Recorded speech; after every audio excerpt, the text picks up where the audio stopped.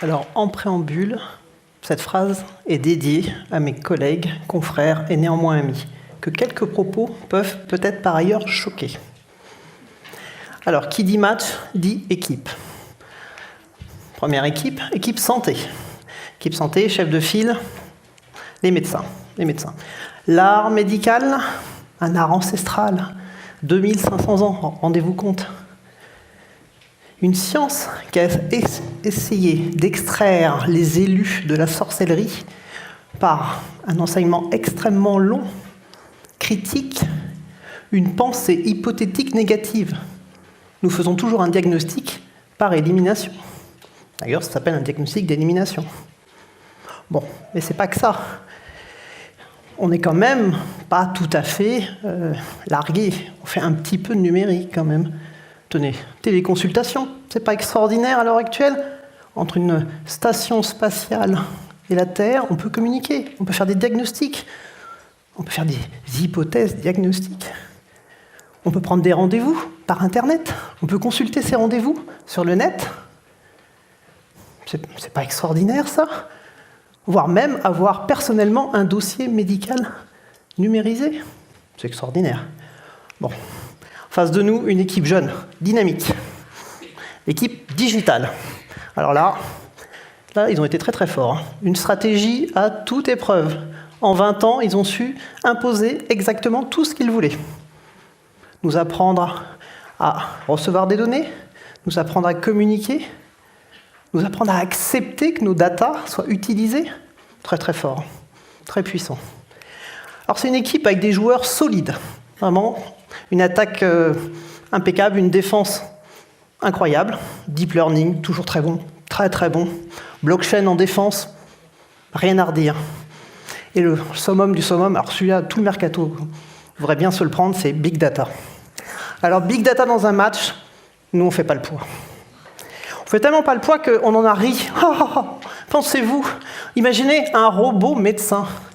Ah bah tiens, en fait, il y a déjà des robots chirurgiens. Oh bah ça c'est bien fait pour eux. Ça, franchement, ça n'avait qu'à faire plus attention à ce qu'ils faisaient.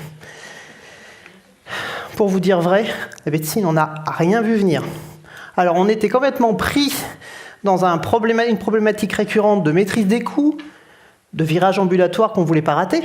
Imaginez, sortie de route, à la une des journaux. Non, c'est impossible. Les réseaux de soins à construire, et ce fameux dossier informatisé patient, qu'il fallait sortir des limbes pour le rendre accessible au plus grand nombre. Qui connaît la médecine des 5 P? Bon, je vois que je ne suis pas la seule. La médecine des 5 P, c'est ce que je suis censé, en tant que professeur, enseigner. Si déjà vous ne connaissez pas, comment voulez-vous que mes étudiants connaissent? La médecine des 5 P, c'est une médecine personnalisée, une médecine prédictive, une médecine préemptive, une médecine préventive, et enfin participative. C'est ce que nous promet le numérique. Sauf que moi, je ne sais pas comment l'enseigner, puisque je ne sais déjà pas ce que c'est. Mais je ne suis pas la seule, ça me rassure. Oups. Alors, oups et re-oups. Et je vais vous dire pourquoi re-oups. Quand on est médecin, on porte serment. Mais toutes les professionnels de santé le font. Et dedans, on doit s'assurer, et on le jure, qu'on va faire nos soins avec une grande qualité, une grande équité, et surtout une grande confidentialité. Alors là, moi, je vais vous dire, je pense qu'on a vendu notre âme au diable. On perd tout ça. Et puis, pour vous en convaincre, je vais vous raconter une histoire très personnelle. Mais je sais que parmi vous, il y en a chez qui ça va faire écho, directement ou indirectement.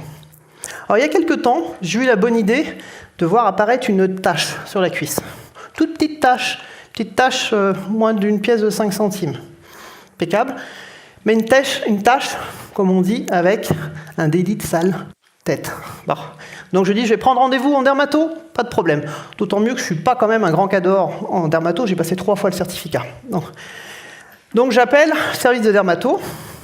Service de dermato, une voie électronique. Alors, pour prendre rendez-vous, tapez sur 1, en cas d'urgence, tapez sur 2. Non, bon, c'est une urgence personnelle, mais enfin, on va relativiser, je vais rester calme, on va prendre rendez-vous. Donc, je tape 1.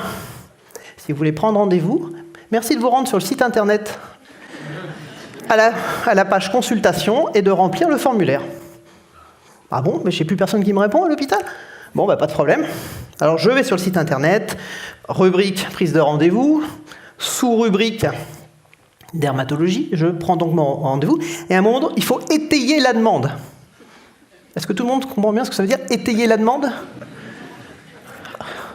Alors je dis là, je vais me la jouer professeur, ça tombe bien, je vais étayer ma demande, donc je leur fais une belle demande, concise, je leur rappelle la règle des 5 B, de la tumeur de peau, tout. Je me dis là, quand même, je vais passer mon examen, je vais le réussir cette fois-ci. Je le réussis tellement bien que 48 heures après, miracle, je reçois un texto avec mon rendez-vous dans 3 mois. Bah, ça tombe bien, ce jour-là, j'avais pas piscine. Bon.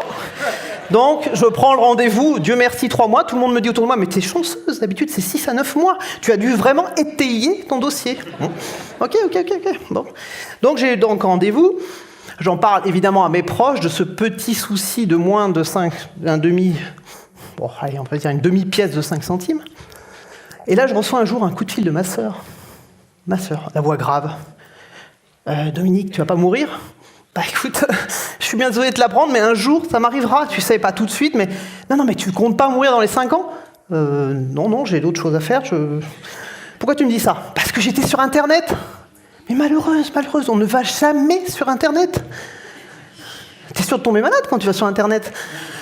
Elle me dit, tu sais, j'ai regardé des sites extrêmement sérieux, tu as entre 5% et 95% de décédés dans les 5 ans.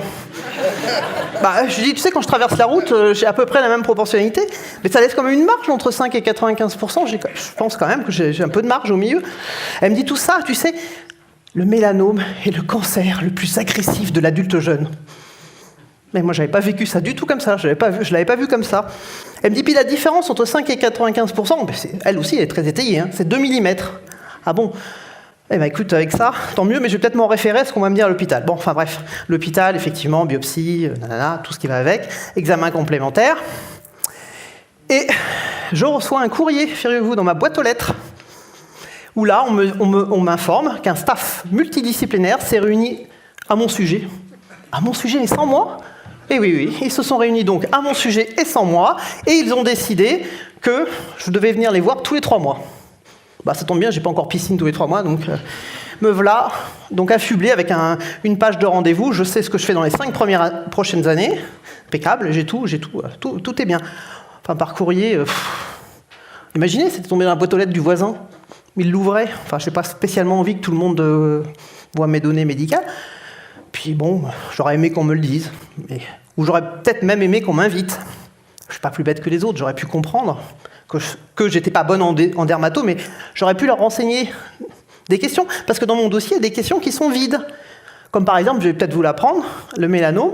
On a un facteur de risque d'avoir un mélanome si dans la famille, on a eu quelqu'un qui a eu une tumeur du tube neural. Bon, c'est pas dans toutes les familles, vous verrez. Mais moi, c'est blanc, parce qu'on me l'a jamais posé comme question. Donc comment faire un diagnostic sans avoir toutes les données en soi, sachant que c'est un diagnostic d'élimination? Bon, on va pas continuer à parler de ma vie. Continuons. Donc là, Digital 4, santé 0. Si on rejouait le match, si on se donnait ce challenge, parce que la santé, elle sera digitale. Ça, c'est clair, on va pas y couper. Par contre, il y a peut-être des choses qu'on pourrait faire pour modifier tout ça. Et si la solution venait du fait que l'on arrive à modifier notre chaîne de valeur? Alors je vous passe, à l'heure actuelle, il y a un truc qu'on est sûr, c'est que la population sera de plus en plus vieillissante, premièrement. Ce que l'on est sûr, c'est qu'il y a une épidémie mondiale de maladies chroniques. Donc les patients, potentiellement, que l'on aura en face de nous, seront des personnes avec des pathologies chroniques, peut-être multiples, et des personnes âgées. Donc la chaîne de valeur, elle est certes numérique d'un côté, pour tout ce qui est ultra-spécialisation génétique, autres, mais pour toute cette population, elle sera humaine. Et notre spécificité, notre spécialisation, elle sera dans la médecine de proximité. Et la médecine de proximité, ça sous-entend prendre en compte toutes les chaînes, la chaîne professionnelle, l'interprofessionnalité, et entre autres le soin infirmier, qui va être central au milieu de tout ça. Première chose, la chaîne de valeur doit changer à ce niveau-là. Mais elle doit changer aussi en acceptant que le patient, qui mieux que soi-même ne connaît sa pathologie? Personne. Donc il faut aussi intégrer dans cette chaîne de valeur des soins et des réflexions les patients. Première solution. Et si la solution venait, tout simplement, de mieux former nos étudiants? Rappelez-vous, la médecine est un truc de vieux, 2500 ans, enseigné par des vieux à des jeunes. Vous voyez le tableau. Mais ces jeunes-là, alors donc moi je leur ai transmis l'idée qu'il fallait penser hypothétiquement négatif, et en face on a toute une bande de petits rigolos qui eux pensent en algorithme. Ah, déjà ça ne matche pas, on ne peut pas me parler ensemble. L'algorithme et l'hypothèse, ça n'a rien à voir. Donc moi je dis d'ores et déjà, il faut qu'à nos étudiants, on intègre le fait qu'ils pensent algorithmique, qu'ils pensent statistique, qu'ils pensent informatique. C'est pas parce qu'ils sont digital natives qu'ils ont forcément cette appétence et cette connaissance suffisante pour être de vrais acteurs du changement. Donc, mieux former nos étudiants, peut-être c'est une solution. Dernière hypothèse, ça serait de créer des lieux, ça j'adorerais, créer des lieux disruptifs d'innovation, des lieux hors normes, des lieux qui viendraient compléter ce qu'il existe. Les dispositifs actuels sont nombreux. On a des incubateurs, on a du coworking, on a des plateformes, on a beaucoup de choses. Mais est-ce que vraiment l'humain est entré dedans? Je me pose une question. Alors peut-être que créer ces lieux hors normes pour des réflexions en dehors de la boîte serait peut-être la solution pour qu'au final, la santé sera digitale, mais qu'on gagne, on soit tous gagnants. Vous, moi, on soit tous gagnants, professionnels de santé, patients, on soit tous gagnants de cette avancée extraordinaire.